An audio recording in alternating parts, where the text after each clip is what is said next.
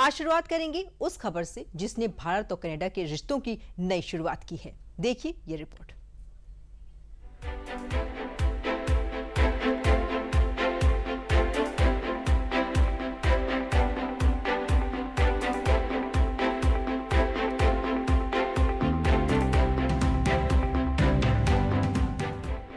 दस घंटे 12 meetings, G7 summit में दिखी भारत की धमक।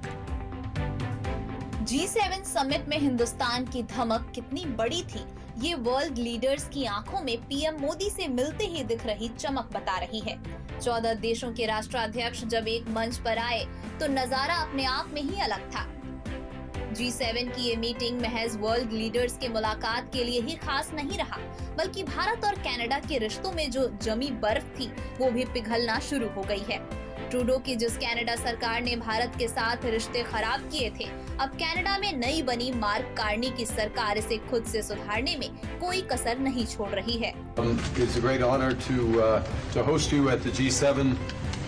India has been coming to the G7, I believe, since 2018 in Biarritz with our French partners, and it's a testament to the importance of your country, to your leadership, and to the importance of the issues that we look to tackle together, from energy security, from the energy transition that you're helping to lead, to the future of artificial intelligence, to the fight that we have against transnational repression, against terrorism. Canada के प्रधानमंत्री mark Carney का ये बयान बता रहा है कि भारत के साथ अब कनाडा के रिश्ते पहले जैसे नहीं रहे हैं।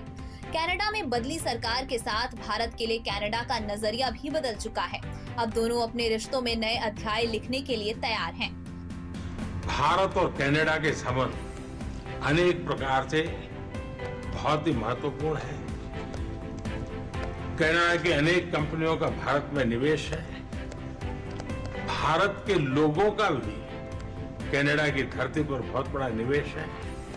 लोकतांत्रिक मूल्यों को समर्पित कनाडा और भारत मिलकर के लोकतंत्र को मजबूत करना होगा, मानवता को मजबूत करना होगा, हमारे रिसोर्सेज का ऑप्टिमम यूटिलाइजेशन कर करके मानव जात के कल्याण के काम में कैसे ला सकते हैं, उस दिशा में हम प्रयास करते रहेंगे।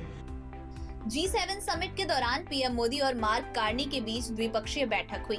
इस दौरान दोनों नेताओं ने भारत और कनाडा के बीच लंबे समय से चले आ रहे आपसी रिश्तों, व्यापारिक संबंधों के विस्तार और इंडो पैसिफिक क्षेत्र में बढ़ते सहयोग पर भी चर्चा की। और इस बैठक में सबसे बड़ी बात जो निकलकर सामने आई है वो है दोनों देशों के बीच नॉर्मल हो रहे रिश्तों की तरफ उठाया गया सबसे बड़ा कदम। भारत और कनाडा ने एक दूसरे की राजधानियों में हाई कमिश्नर को फिर से नियुक्त करने पर सहमति जताई है। दोनों देशों की राजधानी में उच्चायुक्तों की जल्द से जल्द नियुक्ति की जाएगी। इसके बाद उच्चायोग में राजनयिकों की संख्या बढ़ाने पर सहमति बनी। दोनों देश अपने अपने उच्चायोगों के कामकाज को सामान्य करेंगे। दोनों देशों के बीच FTA यानी मुक्त कारोबार समझौते पर फिर से बातचीत शुरू होगी। इसके अलावा दोनों देशों के बीच मजबूत सप्लाई चेन और क्लीन एनर्जी पार्टनरशिप के माध्यम से आर्थिक विकास को बढ़ावा देने पर भी सहमति बनी। ये वीडियो दिल्ली में बने कनाडा के उच्चायोग के बाहर की है, जो पिछले कई महीनों से बंद पड़ा है।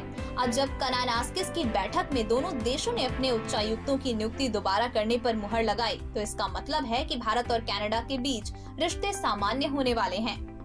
Agreed to take calibrated steps to restore stability to this very important relationship, and the first of these steps that was agreed on was to restore high commissioners to each other's capitals at an early date. Other diplomatic steps will follow in due course. G7 के summit में लोगों की नजरें भारत और Canada के ऊपर ही टिकी हुई थीं, क्योंकि इस समिट से पहले जस्टिन ट्रूडो के कार्यकाल में दोनों देशों के रिश्ते बेहद खराब हो गए थे। लेकिन कनाडा ने भारत से रिश्ते सुधारने की जो पहल की, अब वो अमल भी हुई है, जो भारत के लिए बड़ी कूटनीतिक जीत भी है, क्योंकि इससे सिर्फ दोनों देशों के रिश्ते ही सामान्य नहीं होंगे, बल्कि व्यापार, निवेश और नए मौकों के दरवाजे भी खुलेंगे। The two prime ministers also agreed to resume senior and working level mechanisms and discussions in a host of areas related to trade, to people contact and connectivity, all of them intended to bring greater momentum to the relationship. The two leaders also discussed potential collaboration in a host of issues related to clean energy, clean technology, digital infrastructure, artificial intelligence, food security, critical minerals and supply chain. दूसरी तरफ PM Modi ने G7 की बैठक से अलग 10 घंटे के अंदर 12 द्विपक्षीय बैठकें की। वैश्विक नेताओं के साथ पीएम मोदी की मजबूत बॉन्डिंग भी इन बैठकों के दौरान देखने को मिली। फिलहाल भारत और कनाडा के जो रिश्ते पिछले साल उस समय गंभीर रूप से बिगड़ गए थे, जब तत्कालीन प्रधानमंत्री जस्टिन ट्रूडो ने सार्वजनिक रूप से ब्रिटिश कोलंबिया में खालिस्तानी आतंकी हरदीप सिंह निज्जर की हत्या में भारत के कथित संबंध का आरोप लगाया था। लेकिन अब कनाडा में बनी नई सरकार ने भारत के साथ अपने रिश्ते सुधारने के लिए आगे बढ़ चुकी है।